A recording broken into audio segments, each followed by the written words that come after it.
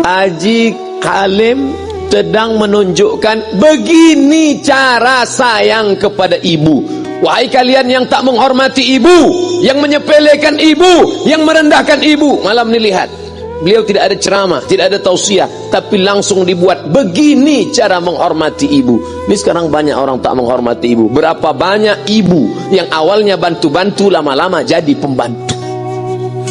Dulu dia tidak tarawih, kenapa? Karena kita menangis merengek di rumah. Sekarang di hari tuanya dia tidak tarawih juga. Kenapa? Dia menjaga cucunya. Berapa banyak itu terjadi. Jangan sampai. Dia tidak pernah menolak cucunya, dia sayang. Tapi kita yang berpikir, berapa kali dia tidak jadi sholat duha karena kita kencing di kaitnya. Berapa kali dia tidak tarawih karena kita menangis merengek sampai subuh datang. Berapa kali dia tidak iktikaf karena kita. Andai dia masih hidup hari ini, datang, belikan pakaian yang paling dia suka, belikan perhiasan kalau ada. Andai tidak cium tangannya. Tapi yang sudah meninggal dunia, jangan lupa kau doakan, Rabbil firli wali walidayya warhamhuma kama rabbayani saghira. Berdoa pun kau tak mau, apalagi yang akan kau bawa menghadap Allah Subhanahu wa taala. Meregang nyawa dia melahirkan engkau. 9 bulan 10 hari kau menumpang di perutnya. 2 tahun kau menyusu, melahirkan, menetes darahnya dalam badanmu. Andai kau gendong dia dari Palembang, jangan sebut Palembang lah Pak Ustaz, dari Pekanbaru Riau, kau gendong dia sampai ke Makkah, kembali lagi, belum tentu dapat menebus satu teriakannya saat melahirkanmu. Lalu apa yang bisa kau lakukan? Datang seorang ibu pergi ke tempat servis HP. Nak, tolong anak lihatkan HP saya rusak kayaknya. Dia periksa, ini enggak rusak bu. Terus, memang anak ibu enggak nelpon. Kenapa kau tidak telepon? Datang dia ke rumah anaknya. Nak, ibu enggak ada uang mau buka puasa, bisa minjam 100.000. Apa kata si anak? Sebentar ya ma, aku tanya istriku dulu. Ini Ustaz dapat dari mana? Ada yang kirim WA grup. Jadikan ibumu seperti raja, maka rezekimu akan diberikan Allah seperti rezeki raja-raja. Bukan hadis, dapat dari grup WA. Ini ibu minta terus sholat tarawih, tapi sang anak sudah tidak bisa. Aku mau hentikan saja sholat tarawih ini, karena mau buat tenda ini tidak bisa. Tiangnya bambu, sudah bocor. Kita stop saja sholat tarawih bersama ini. Apa kata si ibu? Buatlah sholat tarawih terus, nanti Allah akan berikan engkau gedung yang besar. Dengan gedung besar itu kau akan tetap sholat tarawih. Mana gedung besar itu? Inilah dia gedung besar. Langsung dikabulkan Allah Subhanahu wa taala. Karena setelah Allah langsung orang tua. Wa qadara rabbuka alla ta'budu illa iyyah. Allah sudah wajibkan engkau menyembah Allah. Setelah Allah, wa bil walidaini ihsana. Kedua orang tua. Jangan kau lawan ibumu. Kayak anak-anakku, jangan kau lawan ibumu. Karena kau lawan ibumu, kau tak pernah mencium kebahagiaan. Walaupun hartamu banyak, kau akan berenang dalam air mata penderitaan sampai kematian datang. Ada pezina hidup di dunia senang, ada pecandu narkoba hidup di dunia senang, tapi orang yang durhaka tetap dapat dosanya dibalas Allah di akhirat. Di dunia juga dapat. Ustaz, kalau di akhirat dapat, di dunia dapat, untuk apa lagi di dunia? Yang di dunia itu DP-nya. Nanti di akhirat akan kau dapatkan cashnya. Oleh sebab itu jangan main-main dengan ibu. Datang seorang laki-laki, ya Rasulullah, izinkan aku mati syahid. Karena orang yang mati syahid itu tidak akan merasakan sakratul maut illa kal qars, seperti cubitan pada tangan.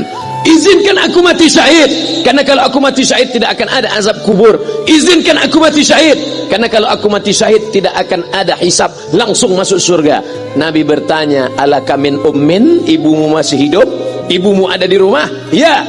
Ilzam rijlaiha fatammal jannah, urus tapak kakinya, akan kau dapati surga di sana. Tak perlu kau mati syahid, tapak kakinya kau urus, kau dapati surga di sana. Kalau tapak kakinya kau urus dapat surga, apalagi kau urus kepalanya, apalagi kau urus badannya. Pulang dari sini, urus ibumu, mandikan dia, belikan pakaian yang baik, cari makanan kesukaannya. Kalau dia sudah meninggal, maka kau datang ke sana, langsung dapat tisu. Bapak Ibu yang dimuliakan Allah Subhanahu wa taala. Ini Ustadz suaranya menggelegar nih, marah apa? Enggak, saya tak marah. Terus dikasih Haji Halim buka nasi kuning tadi. Makanya suara menggelegar.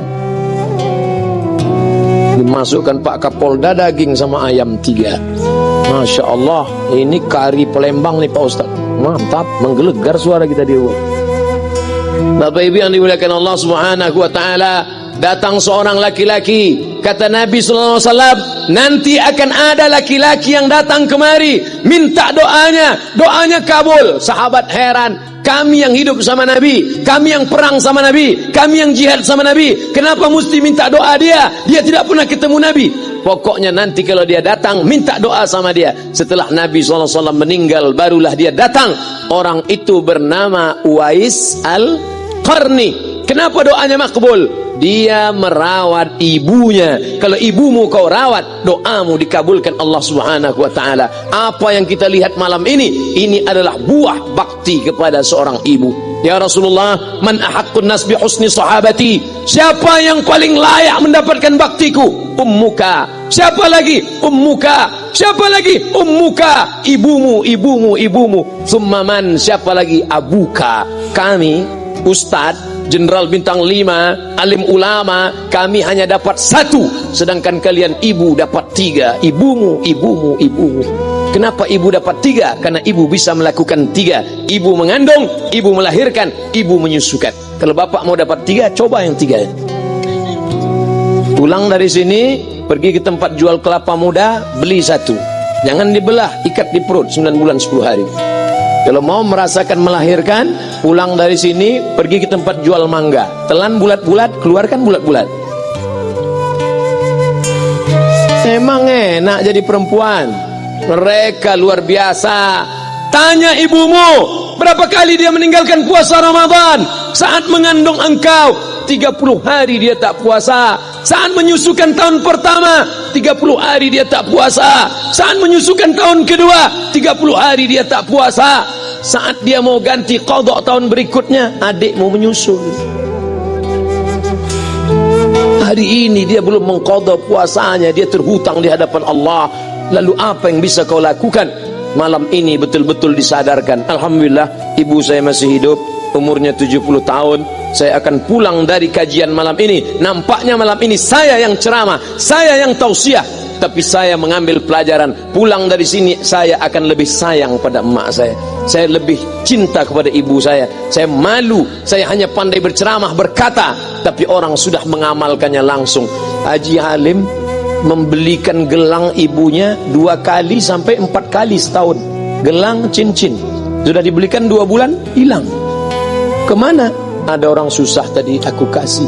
Ternyata itu yang membuat rezeki melimpah ruah. Maka rezeki buah yang sudah matang harus kita joloknya dengan apa? Dengan berbakti kepada ibu. Bapak Ibu yang dimuliakan Allah, saudara-saudaraku yang dimuliakan Allah Subhanahu wa taala. Ibu ini luar biasa. Sampai ibu, Ustaz jangan nunjuk pakai tangan kiri lah. Oke, pakai kanan. Ibu, andai ngomong ibu salah, tetap dikabulkan Allah Subhanahu wa taala. Ada seorang ibu memanggil anaknya, "Ya Juraij, wahai Juraij." Anaknya sedang beribadah. Ibadah pada Allah atau nyambut ucapan ibu? Allah lebih mulia, dia diam. "Ya Juraij." Dia tetap diam. "Ya Juraij." Dia tetap diam. Dia tidak jawab seruan ibunya. Sampai akhirnya ibunya berkata, apa kata ibunya? "Allahumma la tumithu hatta turihi wujuhal mumisat." Jangan matikan Juraij sebelum matanya melihat wanita, maaf, tunasusila. Jangan matikan Juraij sebelum matanya melihat wanita tunasusila, WTS PSK, orang nakal, orang jahat. Tidak mungkin ahli ibadah matanya melihat orang jahat. Tapi takdir berkata lain. Tak lama setelah ucapan sang ibu, ada seorang WTS PSK hamil, tidak diketahui suaminya, ditangkap, ditanya, "Siapa yang menghamilimu?" Apa kata si perempuan? "Yang menghamiliku adalah Juraij." Sampai Juraij ketika difitnah, perempuan wanita susila itu ditanya, "Siapa yang menghamilimu?" Ternyata dia berkata, "Juraij." Akhirnya mereka menangkap Juraij. "Juraij, ternyata engkau selama ini pura-pura saja menjadi pelaku ibadah. Engkau ternyata sudah menghamili perempuan ini." Mereka menghancurkan tempat ibadah Juraij. Tapi kemudian Juraij sabar. Dia katakan, "Nanti tunggu anak itu lahir, kalian baru tahu." Setelah tak lama anak itu pun lahir, dan mereka bertanya kepada anak kecil yang belum bisa bicara, ya ghulam, wahai anak kecil, man abuka, who is your father? Siapa bapakmu? Hai anak kecil, siapa bapakmu? Juraij menusuk pusat anak itu dengan telunjuknya. Dia mau tunjukkan kepada orang ramai bahwa dia tidak salah, dia tidak pezina, dia tidak melakukan perbuatan dosa. Ya ghulam, hai anak kecil, man abuka, siapa bapakmu? Apa kata anak kecil itu? Cowboy, sapi, boy penjaga sapi, pengembala sapi, bapakku pengembala sapi. Barulah orang Yahudi tahu ternyata ra'il ghanam yang menghamili PSK perempuan jahat tadi adalah penggembala sapi. Lalu kenapa fitnah itu terjadi? Allah mengabulkan doa si ibu. Sebelum Juraij mati, matanya pernah melihat wanita tuna susila. Oleh sebab itu ibu jangan sampai kalau marah sama anak memanggil anak dengan kata-kata yang tak baik. Setan, hantu. Kalaupun marah panggil dia, calon wali kota, sini sebentar. Kalau marah betul, calon gubernur, sini sebentar. Doa ibu dikabulkan Allah Subhanahu wa taala. Saya setahun setiap bulan Februari ceramah di Kuala Lumpur seminggu. Kuala Lumpur, Selangor, Sarawak, Kuching, kemudian Malaka, Ipoh, Negeri Sembilan.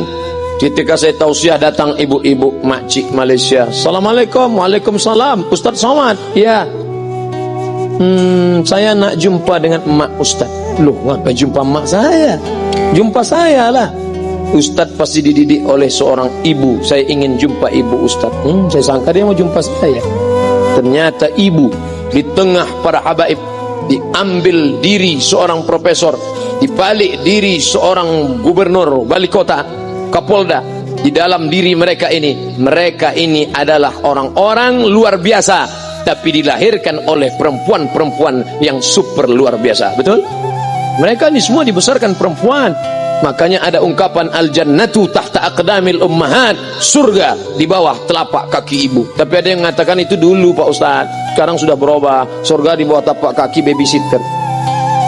Karena banyak yang menitipkan anaknya kepada penitipan anak. Jangan bu, walaupun kau wanita karir, tidak seberapa itu, tidak dapat kau tebus kehilangan masa-masa manja mereka dengan pendidikan. Ini banyak ibu-ibu sekarang sudah tidak lagi mengurus anaknya.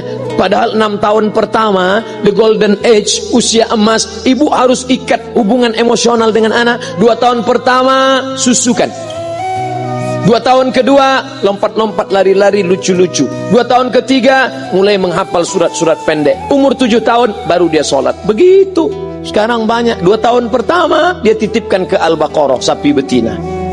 2 tahun kedua dia titipkan ke PAUD dan BUUD. 2 tahun ketiga dia titipkan ke TK. Akhirnya anak putus kontak. Setelah anak remaja baru ibunya nanya, Ustadz, kenapa anak saya lebih mau curhat sama pacarnya daripada sama saya? Karena anak sudah lost contact, putus hubungan dengan ibu. Itulah yang dulu dikejar dengan wanita karir, pergi pagi pulang petang, peras keringat, banting tulang, tunggang langgang, lintang pukang. Tak dapat kau tebus dengan apapun. Oleh sebab itu, kalau kau sayang kepada mereka, besarkan mereka. Nanti setelah dia SMP, kau tetap bisa berkarir, tetap bisa apapun. Tapi usia emas ini tetap jaga mereka. Di balik anak-anak yang luar biasa, ada ibu yang luar biasa.